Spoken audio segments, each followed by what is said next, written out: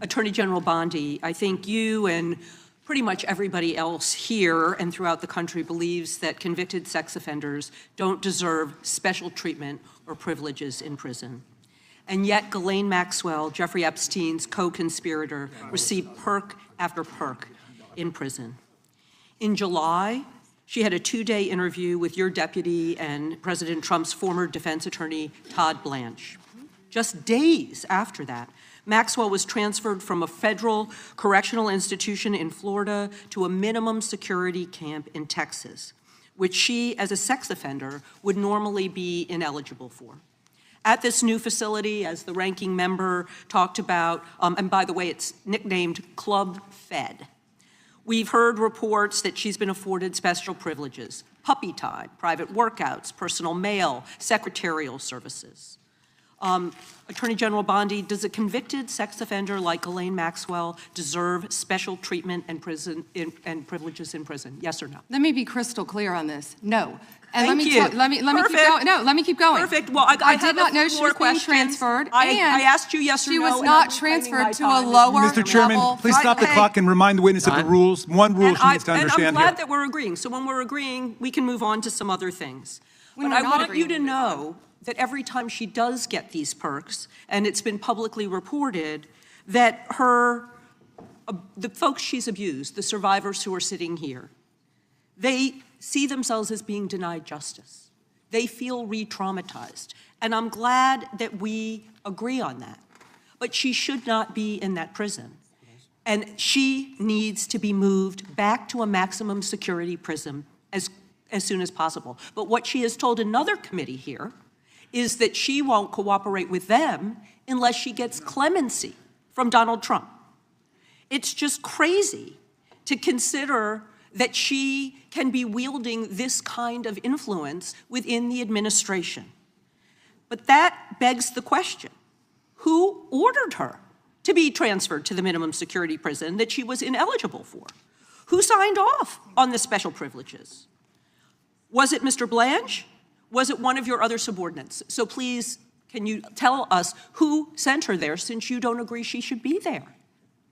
I said I do not agree she should receive special treatment.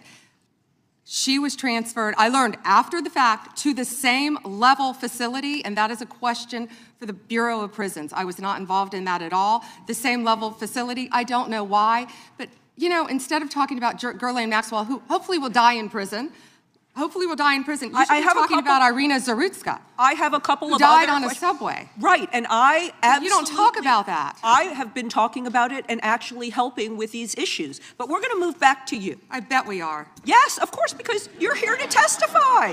That's what the whole point of this endeavor is. So of course we're moving back to you. It is all about you. So as we've heard, she took the fifth in response to every single question in that committee hearing, and her lawyer dangled the offer of clemency.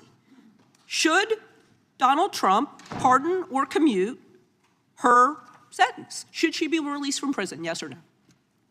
You said you hope she dies there, so I'm hoping the answer is no. I already answered that question. Good, I'm very glad. I really like this bipartisan agreement about when what it should agrees happen. with you, but you don't want to talk about Irina Zarutska. You don't want to talk about I talk about her all the time, violent crime but I am not here to testify before Congress. You are. That is your job today. That's what you're getting paid for. With attack. So I want you to know that your own DOJ employee, he's recently been demoted and had some other problems, advises on pardons. Do you think he will be advising Mr. Trump on any kind of clemency or pardon for Ghislaine Maxwell? I'm not going to speculate, and you couldn't even identify properly. That's why you don't want to talk about Irina Zarutska. You couldn't properly identify her relative. I absolutely it's embarrassing. Have been, and her family, by the way, appreciates all of the condolences, all of the help, everything that our law enforcement in North Carolina has been doing to help her family. Her family feels well treated. What you just watched wasn't simply a tense exchange. It was a revealing moment about how power, accountability, and justice collide when the stakes are highest. At the center of this confrontation is a deeply uncomfortable question. How does someone like Ghislaine Maxwell, convicted for her role in one of the most disturbing criminal networks in modern history, end up receiving what appears to be preferential treatment inside the prison system? That question alone cuts straight to the heart of public trust. Because for most people, the justice system is supposed to operate on a simple principle: no one is above the law, and no one gets special privileges based on connections, influence, or what they might know. What made this exchange powerful is that it forced Pam Bondi into a corner where the answer seemed obvious. No, a convicted sex offender should not receive special treatment. And yet, immediately after that, agreement, the conversation exposed a gap between principle and reality.